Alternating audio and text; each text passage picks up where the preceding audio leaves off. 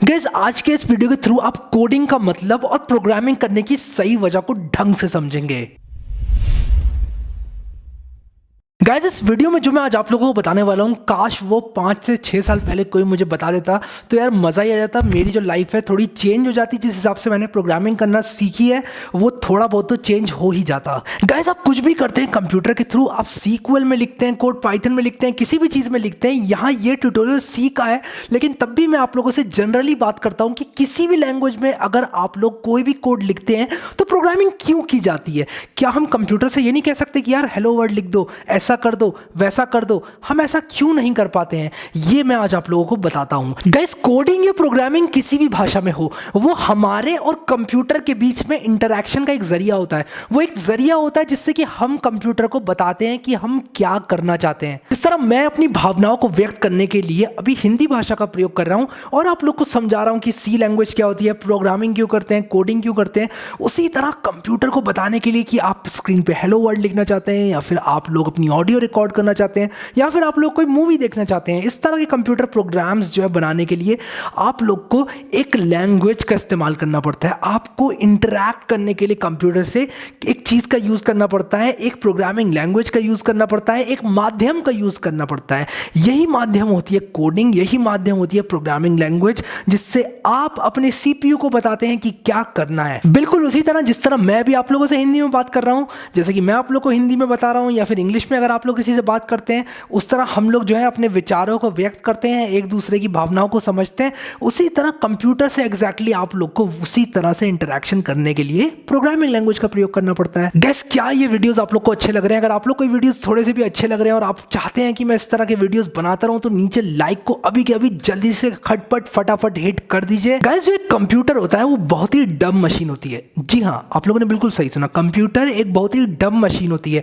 और उसको समझाने के लिए, उसके सीपीयू को समझाने के लिए, जिसको कि ब्रेन ऑफ कंप्यूटर भी बोलते हैं, सेंट्रल प्रोसेसिंग यूनिट, आप लोगों ने सुना ही होगा। नहीं सुना है तो मैं आप लोगों को बता देता हूं। सीपीयू जो कि ब्रेन ऑफ द कंप्यूटर होता है, वहां पर जाके इंस्ट्रक्शंस एग्जीक्यूट होते हैं। तो वो जो सीपीयू होता है उसको चाहिए होती है एग्जैक्ट उसके द्वारा समझे जाने वाली भाषा कि क्या करना है। आप अगर उसको इंस्ट्रक्शन भेजेंगे कि इसको इसमें कॉपी कर दो, तो वो कॉपी कर देगा, ऐसा कर दो, वैसा कर दो। उसको अपनी भाषा में एग्जैक्ट चाहिए होती है चीजें कि कैसे क्या करना है। और अगर आप लोग हिंदी में अपने मुंह से बोलेंगे कि यार हेलो वर्ड प्रिंट कर दे, ऐसा कर दे, वैसा कर दे, तो यार वो बिल्कुल नहीं समझेगा। यही होती है प्रॉब्लम कंप्यूटर की, इसीलिए मैंने कंप्यूटर को डम मशीन बोला। अनफॉर्चुनेटली ये भाषा जो कि सीपीयू समझता है, ये जीरोस और वन की भाषा होती है, ये हम लोग नहीं बोल सकते। अगर बोल भी सकते हैं तो बहुत मुश्किल होगी हम लोग को छोटे छोटे काम करवाने से अपने कंप्यूटर में। तो यार इसका सॉल्यूशन क्या है? इसका सॉल्यूशन सिंपल है। इसके लिए आप लोग को एक लेवल ऑफ एब्स्ट्रैक्शन ऊपर जाना पड़ेगा। मैं आप लोग को समझाता हूं मेरे कहने का मतलब क्या है। गाइस कोई भी एक कंप्यूटर सिस्टम होता है, उसमें एब्स्ट्रैक्शन लेयर्स होती हैं, यानी कि जो सीपीयू भाषा समझता है, कोई और चीज उसको फीड करती है वो भाषा, और उस हिसाब से वो रिएक्ट करता है। ऐसे ही जो लेयर ऑफ एब्स्ट्रैक्शन है वो आती है आपके माउस और कीबोर्ड में। आपने जैसे अपने कीबोर्ड का बटन दबाया, इंस्ट्रक्शंस को ट्रैवल करने में मदद करी, और वहां से आपका जो इंस्ट्रक्शन था सीपीयू की भाषा में सीपीयू तक पहुंचा। इसी तरह कुछ भी प्रोग्राम आप लोग बनाते हैं तो आप लोग चाहते हैं कि आप सीपीयू को बताएं कि आप क्या करवाना चाहते हैं, कौन सा प्रोग्राम लॉन्च करना चाहते हैं, आप क्या करना चाहते हैं, किस फाइल को कहां कॉपी करना चाहते हैं। प्रोग्रामिंग में काफ़ी एस्पेक्ट्स होते हैं और हम वो सारी की सारी चीज़ें इस ट्यूटोरियल सीरीज में सीखेंगे। बेसिकली आप बस अभी ये समझ लीजिए, कंफ्यूज बिल्कुल भी मत होइएगा, कि जो कंप्यूटर होता है, जो सीपीयू होता है, वो एक डम मशीन है। उसकी भाषा को बनाने के लिए हम प्रोग्रामिंग लैंग्वेज लिखते हैं, यानी कि हम जो प्रोग्रामिंग लैंग्वेज लिखते हैं वो कंपाइल होके मशीन लैंग्वेज में कन्वर्ट होती है, जिसको सीपीयू फाइनली समझता है। और अगर यही भाषा हम नेचुरल लैंग्वेज बोल के करें तो बिल्कुल भी मुमकिन नहीं हो पाएगा सीपीयू के लिए इंस्ट्रक्शंस को एग्जीक्यूट करना। अब मुझे मालूम है कि अभी आप लोग बिगिनर हैं, प्रोग्रामिंग स्टार्ट कर रहे हैं, सिर्फ समझाने के लिए मैंने ये सब चीज़ें आप लोग को बताई थी। अभी कुल मिला के बात आप सिर्फ इतनी सी समझ लीजिए कि जो कंप्यूटर है उससे डायरेक्टली हम बात नहीं कर सकते। हम लोग इंग्लिश, हिंदी, पंजाबी, उर्दू में उससे बात नहीं कर सकते। हम लोग को चाहिए एक प्रोग्रामिंग लैंग्वेज जिससे हम उससे इंटरैक्ट कर पाएँ।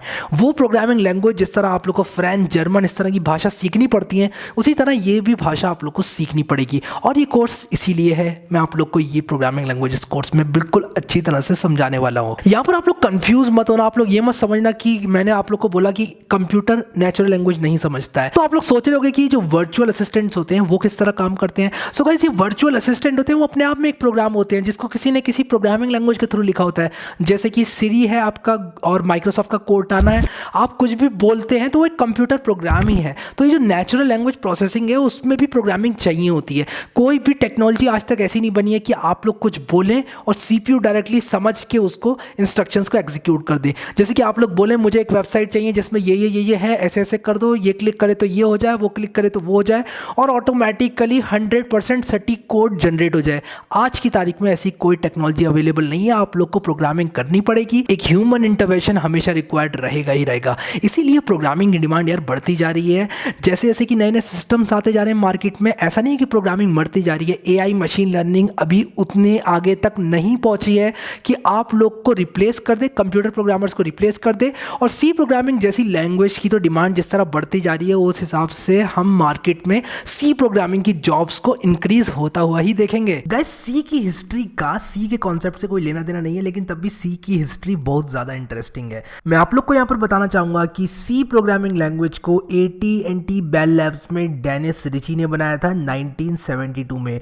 AT&T बेल लैब्स मतलब अमेरिकन टेलीफोन एंड टेलीग्राफ, जो कि यूएसए में लोकेटेड है। वहां पर डेनिस रिची ने सी प्रोग्रामिंग की स्थापना की थी। ऐसा नहीं है कि सी प्रोग्रामिंग कोई पहली प्रोग्रामिंग लैंग्वेज है। सी प्रोग्रामिंग से पहले भी बहुत सारी प्रोग्रामिंग लैंग्वेजेस आई, जैसे कि BCPL। लेकिन बात कुछ ऐसी थी सी के अंदर कि मजा आ गया लोगों को। बिना किसी एडवर्टीजमेंट के, बिना किसी प्रमोशन के, बिना किसी इन्वेस्टमेंट के सी प्रोग्रामिंग ने इतनी तेजी के साथ रफ्तार पकड़ी कि वो प्रोग्रामर्स की पहली चॉइस बन गई प्रोग्रामिंग लैंग्वेजेस की जहां पर बात आती है। अगर मैं सी से पहले आने वाली भाषाओं की बात करूं तो उनमें से है एल्गोल, BCPL, बीट। फिर उसके बाद आई 1972 के अंदर ट्रेडिशनल सी, जहां पर डेनिस रिची ने पहला वर्जन बनाया सी का।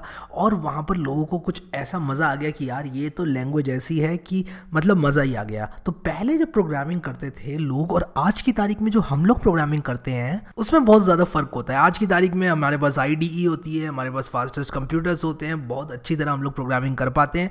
लेकिन पहले ज़माने में जब लोग प्रोग्रामिंग करते थे तो उनके पास बहुत अच्छा एनवायरनमेंट नहीं हुआ करता था और ना ही उनके लिए प्रोग्रामिंग उतनी आसान होती थी जितनी आसान आज की तारीख में हम लोगों के लिए है। इसीलिए डेनिस रिची को एक जीनियस माना जाता है। डेनिस रिची सर अक्टूबर 12, 2011 में एक्सपायर हो गए। इंडीड उन्होंने प्रोग्रामिंग को एक नया शेप दिया और वो एक प्रोग्रामिंग जीनियस कहने के लायक हैं। सी प्रोग्रामिंग लैंग्वेज में डेनिस रिची ने बहुत अच्छे अच्छे फीचर्स को ऐड किया, जैसे कि memory management, portability, mid level, structured और उसी के साथ साथ उसमें रिकर्शंस, पॉइंटर्स, ये सारी चीज़ों को उन्होंने इतना आसान बना दिया कि पुरानी लैंग्वेज को छोड़कर लोगों ने सी को अपनाना स्टार्ट कर दिया। उसी के साथ साथ सी मशीन इंडिपेंडेंट भी थी, यानी कि आप किसी भी मशीन के लिए उसको कंपाइल कर सकते हैं और उस मशीन में वो एग्जीक्यूट हो जाएगी। तो मैं आप लोग को सिर्फ इतना बताना चाहता था कि सी एग्जिस्टेंस में क्यों आई, सी को हमें क्यों बनाना पड़ा, सी को डेनिस रिची ने क्यों बनाया, सी की जरूरत क्या थी और लोगों ने सी को क्यों अपनाया। हम लोगों ने सॉफ्टवेयर इंडस्ट्री में ऐसे बहुत सारे एग्जांपल देखे हैं जहां पर कि कोई पुरानी चीज जो कि अच्छी नहीं हो सकती थी उससे अच्छी किसी ने कोई चीज बना दी और सारे के सारे लोग वहां पर आ गए। मैं आप लोगों को एक एग्जांपल देना चाहूंगा। पहले ऑरकुट चला करता था, सोशल नेटवर्किंग प्लेटफॉर्म, और आज की तारीख में सारे के सारे लोग फेसबुक पे आ चुके हैं और ऑरकुट को फेसबुक ने पीछे छोड़ दिया। उसी तरह बहुत सारे एग्जाम्पल्स हैं, जैसे ब्राउजर गूगल क्रोम बेटर बना तो लोगों ने इंटरनेट एक्सप्लोरर को छोड़ दिया, और भी बहुत सारे एग्जाम्पल्स हैं हमारे पास। तो आप लोग समझ जाइए क्यों लोगों ने सी को अपना लिया। एक रिलायबल, सिंपल और इजी टू यूज लैंग्वेज को लोग क्यों नहीं अपनाते। और आजकल की दुनिया में जिसमें कि इंडस्ट्री में टूल और टेक्नोलॉजी दिन ब दिन आते रहते हैं और दिन ब दिन जाते रहते हैं, आज की तारीख में तो इतनी सारी कंपनियां डेली बेसिस पे बंद होती हैं, और एक लैंग्वेज जिसने ऑलमोस्ट 50 साल अपने आप को कायम रखा और अभी अपना 50वां बर्थडे सी लैंग्वेज मनाने वाली है, वो लैंग्वेज को अच्छा होना ही होगा, तभी वो 50 साल तक लोगों द्वारा पसंद की गई। मैं यहाँ पर एक मुद्दे पे बात करना चाहूंगा कि सी, लोग कहते हैं कि ऑलरेडी सी को C++, सी हैश और जावा, पाइथन जैसी लैंग्वेजेस ने रिप्लेस कर दिया है, अब सी का कोई काम नहीं रहा, अब सी पीछे हो चुकी है। तो मैं इस डाउट को आप लोग के लिए अभी के अभी क्लियर कर देता हूं। देखो, जो सी प्रोग्रामिंग लैंग्वेज है वो आज भी उतनी ही पावरफुल है जितनी पहले हुआ करती थी, और उसकी डिमांड दिन ब दिन बढ़ती जा रही है। लोग कहेंगे कि C++ ज़्यादा बेटर है सी से, लेकिन मैं आप लोगों को बताना चाहूँगा कि C++ सीखने के लिए आप लोग को सी के कॉन्सेप्ट ही सीखने पड़ेंगे, और C++ सी के थ्रू ही बनाई गई है, सी को ही आगे बढ़ाकर बनाई गई है, इसीलिए उसका नाम सी प्लस प्लस दिया गया है और डी नहीं दिया गया है।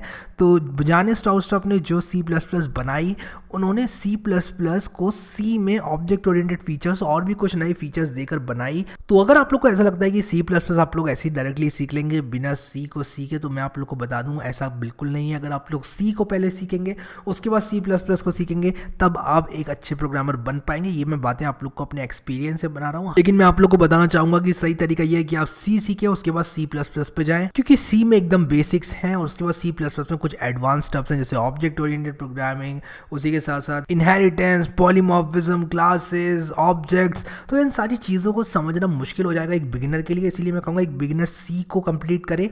और बिलीव मी, अगर आप लोग सी पढ़ रहे हैं तो आप लोग अपने बेसिक फंडामेंटल्स को स्ट्रॉन्ग बना रहे हैं। एक बार आपको प्रोग्रामिंग के फंडामेंटल समझ में आ गए, उसके बाद कोई भी लैंग्वेज आप लोग कभी भी सीख सकते हैं, क्योंकि जो बेसिक चीज़ है वो आप लोग को दिमाग में आनी चाहिए। उसके बाद आप कुछ भी सीखें, कैसे भी सीखें, एक बार आपको पता चल गया कि कंप्यूटर किस तरह काम कर रहा है, ये सारी चीज़ें किस तरह काम कर रही हैं, वेरिएबल्स, फंक्शंस, कंडीशनल्स, ये सारी चीज़ें हर लैंग्वेज में ऑलमोस्ट सेम होती हैं। इसलिए मैं कहूँगा अपनी बुनियाद को आप लोग सी प्रोग्रामिंग लैंग्वेज को सीख कर स्ट्रॉन्ग बनाएं। और मैं बार बार पॉइंट आउट नहीं करना चाहूँगा, लेकिन C programming language extremely fast है। अगर आप लोग को परफॉर्मेंस को ज़्यादा से ज़्यादा स्क्वीज़ करना है और ज़्यादा से ज़्यादा बेटर प्रोग्राम लिखने हैं जो कि फास्ट रन करें और रिलायबल हों, तो आप लोग सी प्रोग्रामिंग लैंग्वेज का उपयोग कर सकते हैं। इसीलिए वीडियो गेम इंडस्ट्री में, जहाँ पर आप लोग को स्पीड बहुत अच्छी तरह चाहिए होती है और स्पीड जो है बहुत ज़्यादा इंपॉर्टेंट होती है, वहाँ पर सी का और सी प्लस प्लस का प्रयोग किया जाता है। इस सी प्रोग्रामिंग के कोर्स को हम बहुत ही सिस्टमैटिक सीखेंगे। हम लोग बुनियाद से स्टार्ट करेंगे, हम लोग बिल्कुल नीचे से स्टार्ट करेंगे जीरो से, और उसके बाद धीरे धीरे चीज़ों को एडवांस करते जाएंगे। जैसे कि आप लोग कभी भी कोई भाषा सीखते हैं तो सबसे पहले आप लोग उसके अल्फ़ाबेट सीखते हैं, और फिर उसके बाद आप लोग शब्द बनाना सीखते हैं, फिर आप लोग वाक्य बनाना सीखते हैं, सेंटेंसेस बनाना सीखते हैं, उसके बाद आप लोग पैराग्राफ लिखना सीखते हैं। फिर आप लोग देखते हैं कि अच्छे पैराग्राफ्स किस तरह लिखे जाते हैं, जिसको हम लोग राइटिंग भी बोलते हैं, ऐसे राइटिंग और वो सब। उसी तरह प्रोग्रामिंग में मैं सबसे पहले आप लोगों को बताऊंगा कि कौन कौन से कीवर्ड्स होते हैं, स्पेशल सिंबल्स होते हैं, अल्फ़ाबेट्स होते हैं। उसके बाद हम लोग कॉन्स्टेंट्स, कीवर्ड्स, वेरिएबल्स, इन सब चीज़ों की बात करेंगे। फिर हम ये देखेंगे कि किस तरह हम लोग इंस्ट्रक्शंस को लिख सकते हैं, किस तरह हम लोग बता सकते हैं कंप्यूटर को कि क्या कब और कैसे करना है, और उसके बाद हम लोग फाइनली उसका प्रोग्राम कैसे बना सकते हैं, यानी कि उसको कंपाइल करके एग्जीक्यूटेबल किस तरह बना सकते हैं। और उसके बाद हम लोग देखेंगे कि अपनी प्रोग्रामिंग लॉजिक को किस तरह इंप्रूव करते हैं। जिस तरह मैंने आप लोग को ऐसे राइटिंग बताया, यहाँ पर ऐसे राइटिंग होगी हमारी लॉजिक को इंप्रूव करना, चीज़ों को कम से कम टाइम में एग्जीक्यूट कराना, प्रोग्राम को रिलायबल बनाना, प्रोग्राम को ईजी टू मेंटेन बनाना। तो काफ़ी सारे एस्पेक्ट्स हम लोग देखने वाले हैं इस कोर्स में, और ये सारी चीज़ें हम लोग स्टेप बाय स्टेप देखेंगे। ये सारी चीज़ें बिगिनर्स फ्रेंडली होने वाली हैं, किसी भी चीज़ पर मैं डायरेक्टली ऐसे जंप नहीं करूँगा। गाइज मैं प्लान कर रहा हूँ इस तरह के कोर्सेज और भी बनाऊँ, जैसे कि डेटा स्ट्रक्चर्स, एल्गोरिदम, सी के बाद में सी प्लस प्लस, और भी चीज़ें मैं बनाने की प्लान कर रहा हूँ। इसलिए अगर आप लोग सपोर्ट करना चाहते हैं इस चैनल को, तो अभी के अभी नीचे शेयर कर दें इस प्लेलिस्ट को, इस वीडियो को अभी नीचे शेयर मार दीजिए। प्लेलिस्ट का लिंक डिस्क्रिप्शन में मैंने दिया हुआ है। इससे क्या होगा कि मैं आप लोगों के लिए इस तरह के और भी कोर्सेज लेकर आ पाऊंगा। सो गाइज मैं आशा करता हूँ कि ये वीडियो आप लोग को बहुत पसंद आएगा। गाइज अगला वीडियो बिल्कुल भी मिस मत करना, क्योंकि उसमें हम लोग अपना पहला प्रोग्राम बनाएंगे, और अपना पहला प्रोग्राम बनाने के साथ साथ हम लोग समझेंगे कि किस तरह एक आईडीई को इंस्टॉल कर सकते हैं हम अपने कंप्यूटर के अंदर। और नहीं, मैं आप लोगों को कोई पुरानी आईडी, टर्बो सी और वो सब फालतू की चीज़ें नहीं बताऊंगा। मैं आप लोग को तैयार करूंगा आने वाले 5 से 10 साल के लिए। मैं आप लोग को 5 से 10 साल बाद आने वाली जॉब मार्केट के लिए तैयार करूंगा। मॉडर्न टूल्स का इस्तेमाल करना सिखाऊंगा आप लोग को मॉडर्न कंपाइलर्स, आईडीईज और टेक्निक्स का इस्तेमाल करना मैं सिखाऊंगा। ये कोर्स पूरा मॉडर्न अप्रोच के साथ पढ़ाया जाएगा। इसीलिए मैं कहता हूं कि अभी के अभी आप सब्सक्राइब करके बेल आइकन दबा दीजिए अगर आप लोगों ने अभी तक नहीं दबाया, क्योंकि यार इस तरह के कोर्सेज वीडियोस जो है एजुकेशनल चैनल से वो गुम जाते हैं। मैं नहीं चाहता कि आप लोग इस चैनल को खोएं और इस कोर्स को छोड़ के जाएं। इसलिए नीचे अभी सब्सक्राइब करके बेल आइकन दबा लीजिए, ताकि आप लोग भी इस चैनल के एक प्राउड मेंबर बन पाए और ये चैनल आपका अपना हो पाए। सो मैं आशा करता हूं कि इस वीडियो में जो भी मैंने आप लोग को बताया सही से आप लोग को समझ में आया होगा। इस वीडियो के बारे में आप लोग क्या सोचते हैं मुझे कमेंट में जरूर बताना। क्या समझ में आई चीजें आप लोग को, और आप लोग कितने एक्साइटेड हैं मुझे कमेंट में जरूर बताना। मैं आप लोग कमेंट पढ़ने के लिए यहाँ बैठा हूँ, बेसब्री से इंतजार कर रहा हूँ। सो यार अभी के लिए इस वीडियो में इतना ही। Thank you so much guys for watching this video, and I will see you next time.